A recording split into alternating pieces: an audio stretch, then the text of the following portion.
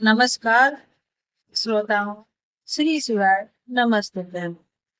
अभी तक आपने चंचला की कथा सुन रहे थे। अब उस कथा से आगे सुनिए। चंचला की प्रार्थना से ब्राह्मण का उसे पूरा श्रृंगार सुनाना और समयानुसार शरीर छोड़कर शिवलोक में जा चंचला का पार्वती जी की सखी और सुखी होना। ब्राह्मण बोले, नारी सौभाग्य की बात है कि भगवान शंकर की कृपा से शिव पुराण की इस वैराग्य युक्त कथा को सुनकर तुम्हें समय पर चेत हो गया। ब्राह्मण पत्नी, तुम डरो मत, भगवान शिव की शरण में जाओ। शिव की कृपा से सारा पाप तत्काल नष्ट हो जाता है। मैं तुमसे भगवान शिव की कीर्त कथा से युक्त उस परम वस्तु का वर्णन करूंगी जिससे तुम सदा सुख देने वाली उत्तम गति प्राप्त होगी। शिव की उत्तम कथा सुनने से ही तुम्हारी बुद्धि इस तरह पश्चाताप से युक्त और शुद्ध हो गई है, साथ ही तुम्हारे मन में विषयों के प्रति वैराग्य हो गया है। पश्चाताप ही पाप करने वाले पापियों के लिए सबसे बड़ा प्रायश्चित है। सत्पुरुषों ने सबके लिए पश्चाताप को ही समस्त पापों का शोधक बताया है। पश्चाताप से ही पापों की शुद्धि होती है।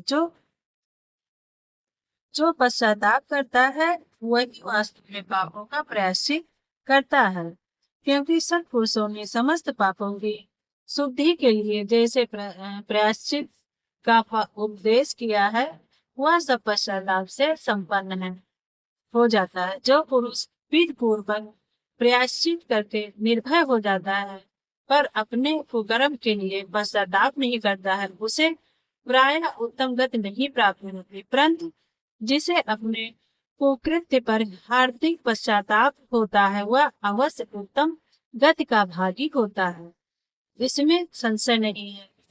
इस शिव पुराण की कथा सुनने से जैसे चित्त शुद्धि होती है वैसे ही दूसरे उपायों से नहीं होती है। जैसे दर्पण साफ करने पर निर्मल हो जाता है, उसी प्रकार शिव पुराण की कथाओं से चित्त अत्यंत शुद्ध हो जाता है, इसमें संशय नहीं है।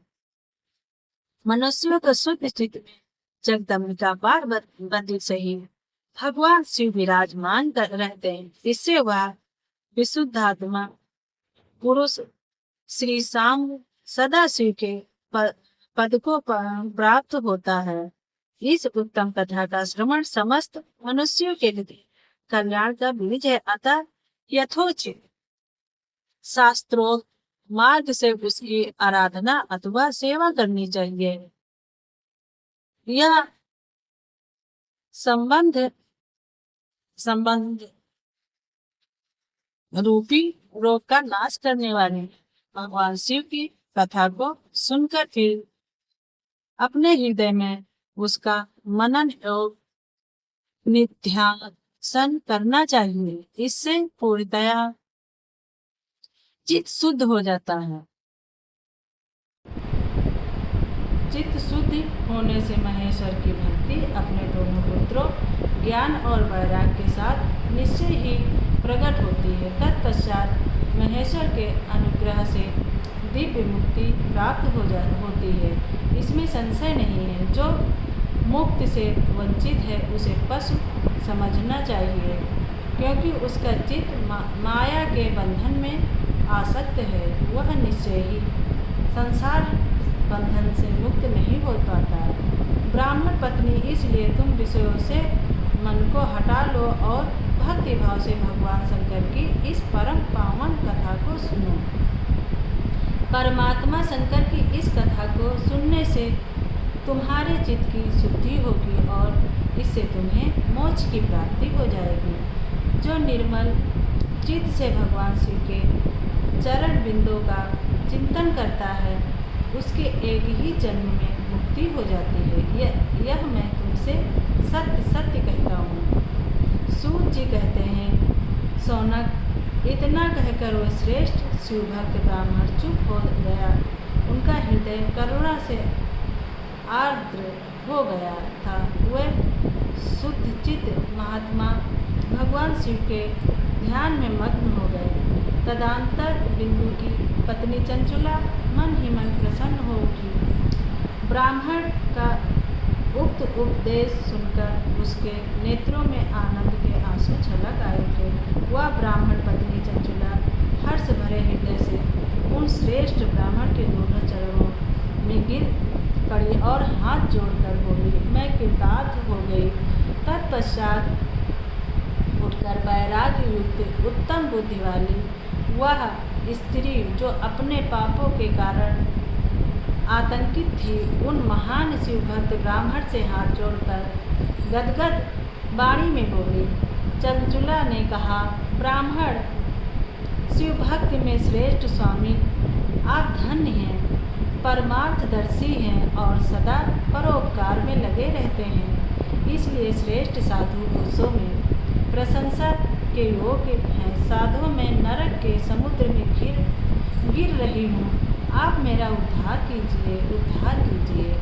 पौराणिक अर्थ तत्व से संपन्न जिस सुंदर शिवपुराण की कथा को सुनकर मेरे मन में संपूर्ण विषयों से वैराग्य उत्पन्न हो गया, उसी इस शिवपुराण को सुनने के लिए इस समय मेरे मन में बड़ी श्रद्धा हो रही है।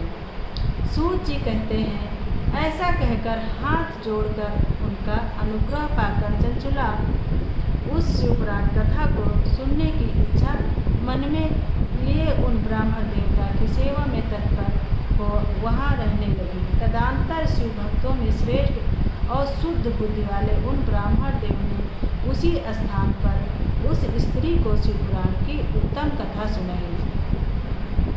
इस प्रकार उस गोकर्ण नामक महाक्षेत्र में उन्हीं श्रेष्ठ ब्राह्मण से उसने शिवपुराण की वह परम उत्तम कथा सुनी, जो भक्त ज्ञान और वैराग्य को बढ़ाने वाली तथा मुक्ति देने वाली है।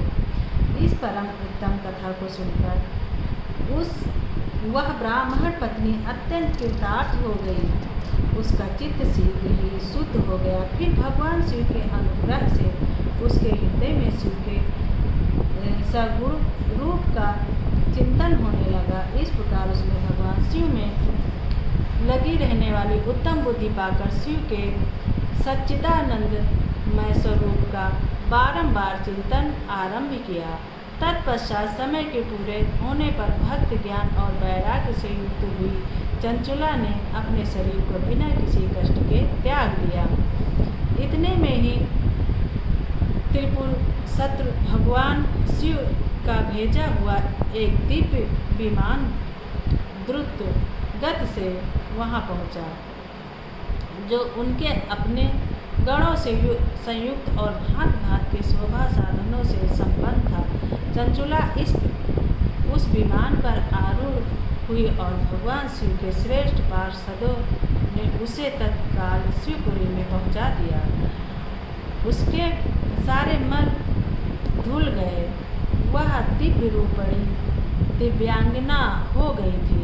उसके दिव्य